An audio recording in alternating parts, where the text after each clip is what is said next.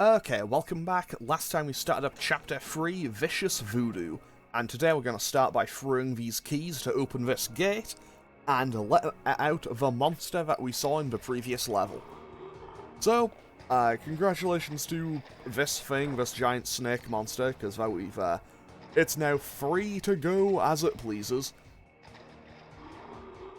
So basically, it just opened up the path for me, and now it goes back into its area. Because if it just left and wasn't available, if it just left and didn't turn up in its own level, that would be kind of funny. Anyway, time to get another explanation for what we need to do now. Looks like this is some kind of giant voodoo egg beater to stir up that unsanitary mess. If I can unlock the cauldron's lid, I might be able to thrash their production and build up enough steam pressure to get launched up to Ruby's Skull Temple. Okay, sounds like we've got a plan. To get around that thing, try moving in the shadows made by the masks so that the guards won't see you. Okay, solid line of thinking, to be fair. I say that as I nearly immediately mess it up, but hey, here we are. Okay, so today we're going to be starting with a descent into danger.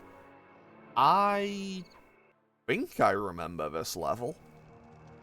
Oh, also, we are now at the 50% mark, so hey, we're halfway through the game. And I just want to double check that I didn't miss any right at the start there, because I don't want to miss anything if I can avoid it. Oh my God, the green waterfall overflowing with bones and body parts. I'm telling you, the health department's going to come down big time on this dope. I don't think the health department... I don't know, Bentley. I feel like the health department probably isn't too bothered about, you know, just a random swamp in the middle of the jungle in Haiti, you know? Now let's quickly just knock out that thing. And I can't make that jump. I'll have to drop down there. I'll have to drop down from higher up and loop back around, I think. I don't know if that's actually the case, but it seemed... Okay, giant flaming skulls, I see. I see how it is. And... well, that worked.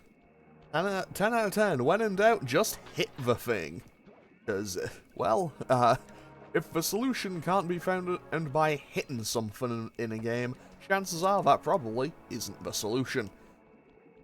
10 out of 10. Very obvious statements. And so they're just like, hey, if it's not the solution, it's maybe not the solution. Anyway, let's keep hopping our way over. And I just want to make sure that I'm not missing anything. I don't appear to be missing anything. Because again, I know that I'm going to have to backtrack once or twice in this level. But still, if I can avoid it, I would like to avoid having to, make... and I want to get this done in as few trips as possible, is probably the best way for me to phrase that. However, I also need to, you know, worry about spiked logs and stuff now. However, there does appear to be a pretty safe and comfortable route across that didn't involve having to land on one at all. Like, I didn't even have to touch the planks of wood, because as it turns out, I feel pretty confident in saying that some of them will fall when I touch them. I vaguely remember that being one of the things for this level. So we've successfully made it all the way across there. Now, what if I just throw a decoy? What'll they do? That wasn't how I was intending to do that, but I can't argue with the... like, wasn't really how I intended to do that, but hey, I can't argue with the end result. Now then, where do I go from here? This is where I can drop down. I should have looked before I leapt, but hey, we made it. We made it, and I do now have to, you know, loop all the way back around and be very careful, because I don't want to touch those spikes. Because, you know, touching spikes, historically, pretty bad for you in games. I feel like no. Fortunately, I can't die to water. I do kind of wish I could speed up that animation, though. Like, they're like, hey, you're kind of just floundering in the water. Like, I'm pressing jump while, I'm pressing the jump button while that's kind of happening, and I'm hoping that it'll just let me jump out of the water a little bit faster, but it doesn't seem to. Anyway, let's just keep moving on, and hopefully I can get through this level without too much more hassle. Oh, okay, those planks of wood do indeed fall. But hey, on the plus side, I've taken out most of the enemies, so I don't need to worry. Oh, that's how they wanted me to get over here. They want me to go above the enemies and drop down.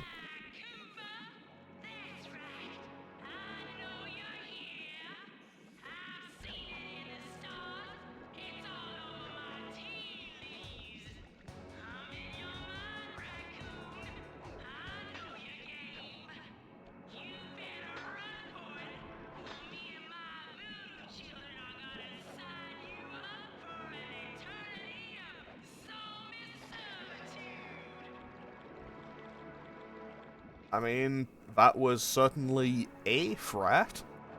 And I am now going to have to loop all the way back around the stage again, but hey, that's fine.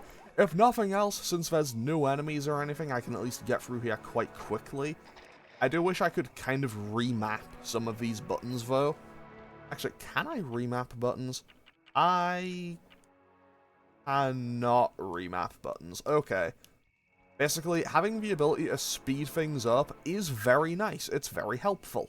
However, having it be on triangle is a little bit of a pain when, you know, I kind of need to have circle to grab on stuff, X to jump and square attack. Like, if I could have it on L1, that would be fantastic. But I can't. But hey, that's fine. It's not that big of a deal. It's not that big of a deal, and realistically, I could just not use it. But at the same time, I do like the speed of it. It's very convenient. You know, because I am just running back and forth through the same bit of the level a few times. And with that, we also managed to get here, and that is a laser. Oh, that was an alarm barrier. Okay, okay. Well, let no one ever say I don't make things more difficult for myself than I need to. Because honestly, I always seem to manage to make things a lot harder for myself than I need to. I mean, I say that like it's particularly difficult, but still. Look at all the security. This must be the source of all the disgusting green soup. Well, let's destroy that first. Now I need to take out all these, and that opens up the path, and then I should be safe. I probably could do this a little bit faster, but now we should be safe. I fell into the water, but we should be okay. Boom, there goes that thing. And just to double check, nothing missed here. Nothing missed here.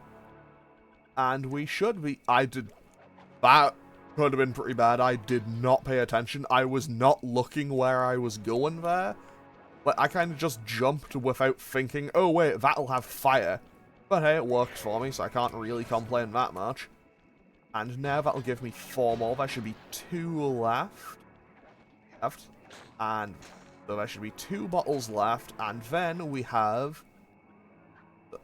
Oh, there they are. Fantastic. Destroy those. Go, why not? Pick up the coins. 8, 5, 2. Analytical ability. The combination has to be 571. Well, I mean, I wasn't that far off. I mean, I say that like it, you know, helps or makes any difference, but still, I wasn't that far off that time. Mind bending. It's Matthew de la Coupe's perpetual slow motion technique. With this move, you can slow down time whenever you want, not just while jumping. Hold down the triangle button to use it. Okay, so basically, the original slow ability was, hey, you can only use that while jumping. I can now do it whenever. So if I wanted to, I could now play the entire game in slow motion. Which would be a kind of funny idea, but also would be a very stupid bad idea. But it could be kind of funny. Anyway, that is key number 5. And I think my controller went off for a second when I was doing that, so I'm probably gonna have to make a save state. I'm probably gonna have to make a save state and do stuff again, aren't I? Yep, okay, I'll make a quick cut and I'll be right back. Okay, so I had to quickly just go and reset the emulator, mostly because the PS4 controller does not like disconnecting and reconnecting to the emulator for some reason. Anyway, up next we have Down Home Cookin'. I'm skipping the other level and going to do this one first, because I remember this one being annoyingly difficult. With all the hay and feathers in here, just looking at this place has got me breaking out in hives. But we've got no choice. That ghost over there contacted me on Spectre Wave Radio, and we've cut a deal. He's promised us a key if you can whack 50 chickens. I guess he needs them to make a big pot of gumbo, but he's scared of the bob-toting roosters. Be careful, or they'll blow you to bits. Think you can do it? I remember this being one of the hardest and most annoying missions in the game, and that's partly why I want to have whatchamacallit for it. That's why I want to have both of the horseshoes available here, and why I'm doing it now instead of after the other level. Basically, in this level, I need to dodge the bomb-toting roosters, while also hitting a whole bunch of chickens, and I'm also on a timer. And also, sometimes the game is a little bit mean. And, okay, I got hit on spawn there. So, that one was a bit unfair. Like, I don't think there was a way for me to dodge that one. I got hit as it spawned. Come on. Basically, though, you need to dodge the roosters, and you can jump up onto the pots and the bags of grain and everything, and you're completely safe when you're on one of those. Like, you are completely safe on those, which is very good, very helpful. However, actually, I'm making pretty good time here. I might get this done first try, which would be fantastic news for me. 10 out of 10, we got that done first try without too much hassle. I say that, I nearly died, but still. I will happily take my win where I can get one. That is key number 6. Yeah, I hate that level. That is probably my least favorite level in the entire game. Piranha Lake isn't great, but I actively dislike that one. And now we can jump on down and go to whatever this one's called. A Ghastly Voyage. This is the one I thought Piranha Lake was in the last episode. That vehicle seems to be outfitted with some sort of high-energy cannon. Use the left analog stick to move, and aim the right analog stick in the direction you want to shoot. Remember, you can always shoot in one direction while moving in another. Basically, this is a twin-stick shooter level. And hopefully I can get this done first try, but knowing me, I'll probably mess it up. But also at the same time, I know that you get a lot of coins in this level. Like, there's a lot of coins you can pick up in this level. So if I play well, like if I play safe, if I play well, I may be able... Careful. Like if I play safe and I play well, I may be able to get at enough coins in this stage to be able to get 1 or maybe even 2 horseshoes, which would be very welcome because after this we do have a boss fight. And while the boss fight for this chapter is one I'm confident with, I think that is partly why I'm not feeling too confident about it. Basically, I guess I'll very minor spoiler. The boss fight for this chapter is basically a rhythm game, and I feel pretty confident in my ability at rhythm games. Which is why I'm doubting my ability to get it done first try, because... And I feel like it's one of those things where... I'm sure it's happened to everyone. Where it's like, hey, yeah, check out this cool thing I can do, and then you immediately fail as soon as you're trying to show someone. Like, I have an awful feeling that that is going to occur. And if I can avoid it, I would, well, like to avoid it. Okay, I feel like I should focus on taking out one side of this first. But also, at the same time, I have wasted so many potential coins there. But hey, we should now be safe, and that should be enough to get me all of the, a horseshoe. Well, that's just a bit unfair, but okay. What am I talking about? That's a bit unfair. It's totally fair.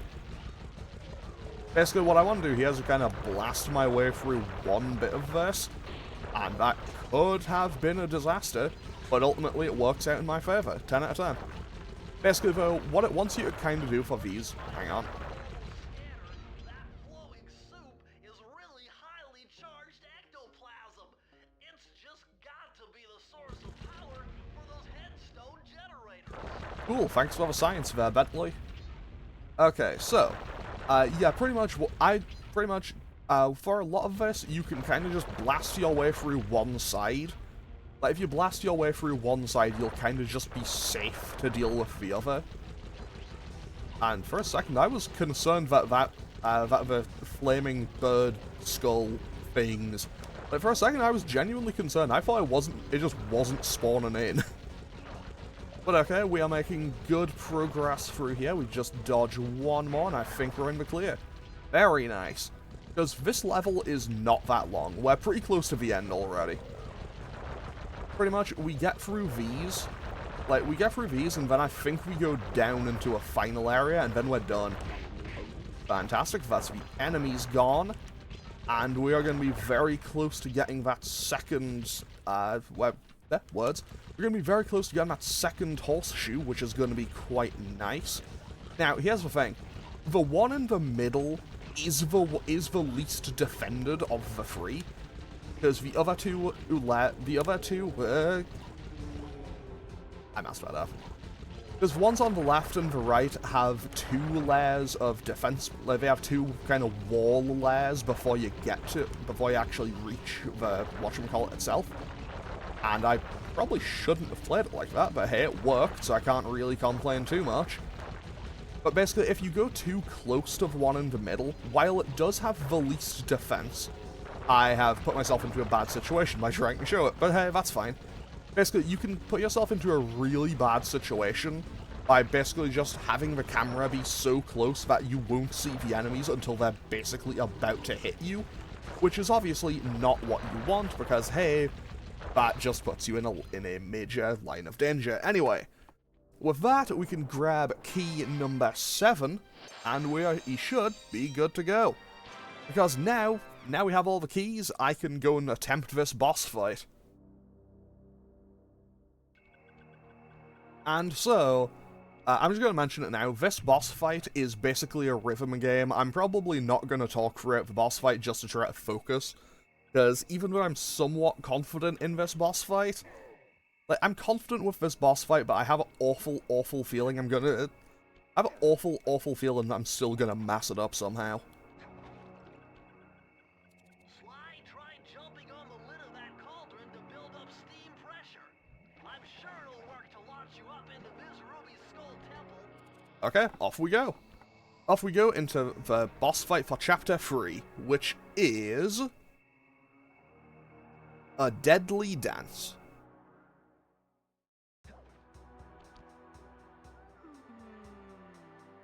I could feel that Cooper vibe a-coming. Most distastefully bad juju. Yeah, well, you give me the creeps too, lady. Cooking up an army of ghosts isn't a very neighborly pastime. Oh, Sly. I see your mouth a-moving, but all I hear is blah, blah, blah. Well, if jaws need to flop, then let them flop. See you in the next world, Sly Cooper. Okay, so, first things first, we get a very simple introduction. We just have to spire jump and go across the gnashing teeth. This is pretty simple. Yep. I say that as I then immediately miss the jump, but hey, that's fine. I'm gonna wait out one more cycle, and now we go. Okay, now we get to the actual boss fight, so I'm gonna be quiet from here. Come back here. You can't run away forever. Quite true. Quite true. Why don't I have my servant Chumley escort you over here? All right. What's the catch? Oh, not much. Just a little game I like to play with all my annoying guests. I What do you mean? Well, I'll unleash my mighty mojo magic upon you. If you repeat what I do, you'll dodge it just fine. If not, you'll get zapped. A little voodoo Simon Says, huh? Sounds easy enough.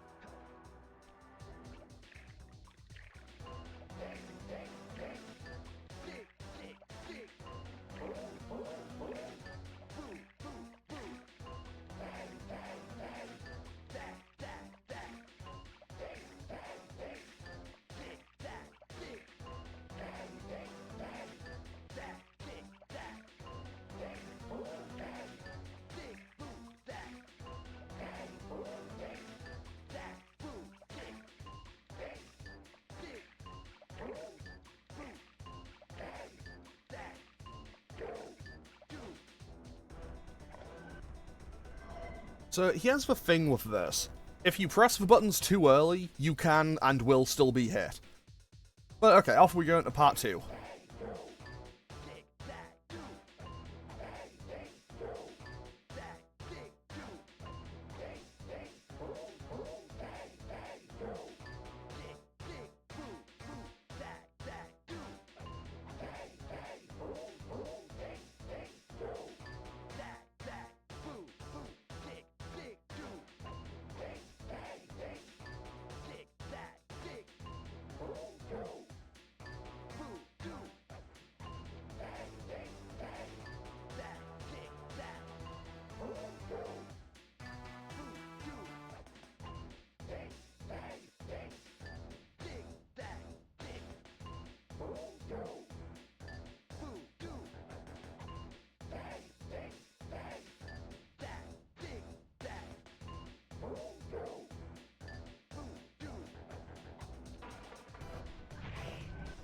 Okay, final stage.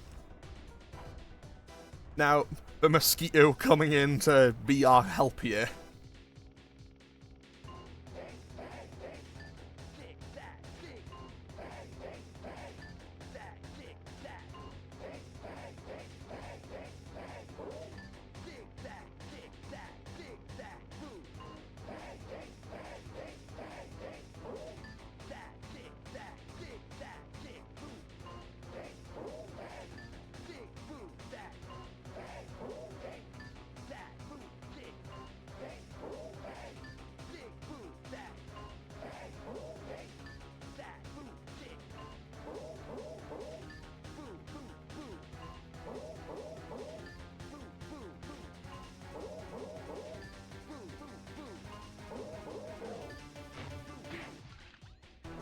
And we win.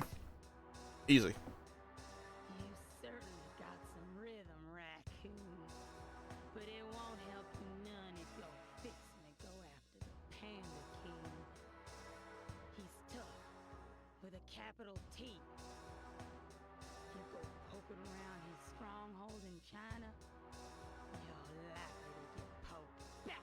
Yeah, well, if he's anything like the rest of you, I think I'll manage. Ms. Ruby's section of the Thievius Raccoonus held notes from my pioneering ancestor, Slyton Common. His invisibility technique allowed him to steal from corrupt pharaohs and greedy noblemen. Right on schedule, Inspector Fox's arrival cued my exit. The production of zombies, made illegal in the World Peace Accord of '71, earned Ms. Ruby a life sentence behind bars. While the gang and I enjoyed a few weeks in the tropical sunshine, working on our tans in preparation for our next caper. Okay, so that is Chapter 3 complete. And honestly, I did kind of mess up right at the end there, but hey, we didn't die, so I'll call that a success. So, that is Chapter 3, Vicious Voodoo, done. Next time we're going to start Chapter 4 as we make our way to China for our next heist, I guess. And yeah, I'm going to end off today's episode here. As always, feel free to leave a comment or click any of the buttons down below if you feel so inclined. And I don't know what day this will be going up on. This is what, episode 6, I think? I think this is 6, so this should be a Monday episode. So Persona will be Tuesday and Thursday, and we'll be back with more Sly Raccoon on Wednesday and Friday this week. But yeah, okay, thanks for watching. Later.